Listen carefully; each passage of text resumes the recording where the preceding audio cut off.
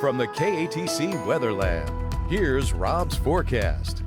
Welcome back. Well, if you thought it was pretty warm out there today, it was. Warmest day of the year today, 85 the high. That tied the record 91 years ago, set back in 1932. So a long time ago for sure. Some folks saying, well, that shows that climate change is not occurring. Well, you can't compare one day with one day 90 years ago. Take 10,000 points of data, then we could talk climate if you like. So let's get into it because we do have weather to talk about. We have this storm system that has been building out of the southwest. It's been coming through Texas, and that's what's igniting the storms. And this has been a lot like the storm track we've seen over the last several weeks, where storms get close to us, they threaten us with severe weather, but then the main impetus goes off to the north and east. But this one has some pretty strong jet stream dynamics, as well as we look at the jet maxima that is coming on through, and that's going to promote later on tonight around 3 or 4 o'clock in the morning. It's going to get worse for northern Louisiana and into Arkansas as the nose of the jet comes in, and that's going to promote severe updrafts and rotating updrafts with height. So that means there's still going to be more tornadic activity later on tonight, and that jet stream will be pushing off generally to the northeast, and that's where the severe weather is going to follow into tomorrow. So locally, not a whole lot to worry about here, just because we're hatched in by the Storm Prediction Center in a marginal to slight risk of severe storms. We have to pay attention to it, and there might be an isolated tornado, but I think the chances is at 1% in Acadiana. And there could be some strong winds. There will be winds gusting 40 to 50, but if we do have a organized shower, we could see gusts in the 60 to 65 mile per hour range, but not likely. All this action coming in, it looks like after midnight and then through about 5 o'clock in the morning. So showers and storms, you can see things are busting across the area. We have severe thunderstorm watches, tornado watches till midnight tonight. I think those watches will continue to be reissued off to the north and east. And then within those watches, we have severe thunderstorm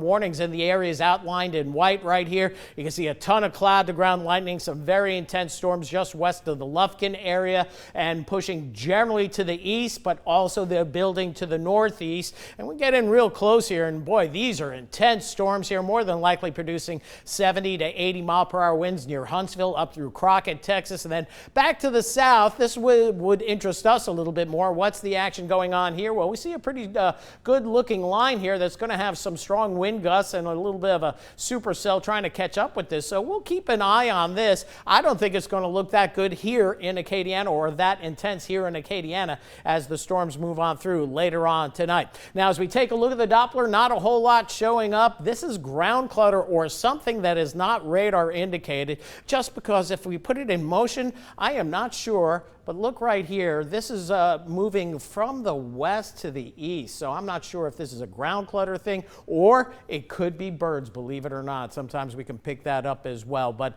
not a whole lot going on here locally as we open it on up and take a look at that severe weather threat. It's still a bullseye across the Arklatex overnight tonight. Here, as we get into Acadiana, a marginal to slight risk, and that slight risk, mainly the northern parishes of Acadiana. But the real action, I think, is from Alexandria on northward overnight tonight. So here's the model guidance showing us the showers and a few embedded storms, but you can see the main impetus of the activities off to the north and east. And what do we see here locally around 3, 4 o'clock in the morning? Some showers, but notice those wind gusts. They're really going to get ramped up. And then clearing out by tomorrow morning, we're going to be nice and cool. And those winds ramp up around midnight tonight, and they stay elevated through about 3, 4 o'clock in the morning, and then they die down as we get deeper into the day tomorrow, but initially quite breezy tomorrow. And here are the wind gusts, forecast wind gusts by the HRRR model, the hourly update, upper 30s to near 40 at midnight. Then we get into the 40s as we get into the 2 a.m. time frame. And then right around 4 a.m., you see some 50s coming in here, model guidance, and we might not see those readings get down to the ground, but we're talking 40 to 45 solid, even some 50s even behind this system. So there could be some sporadic power outages. And then as we get toward daybreak tomorrow, those winds begin, the gustiness begins to die down, and even more so for lunchtime. So overnight tonight, 63 will be the low, windy, You'll see those winds out of the south-southeast.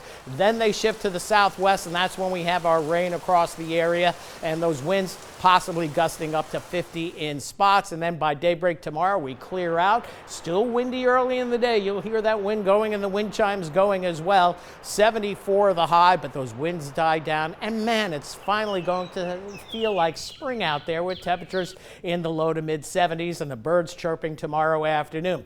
Great weather as we head into the weekend. More comfortable temperatures and cooler temperatures at night, but more spring warmth next week.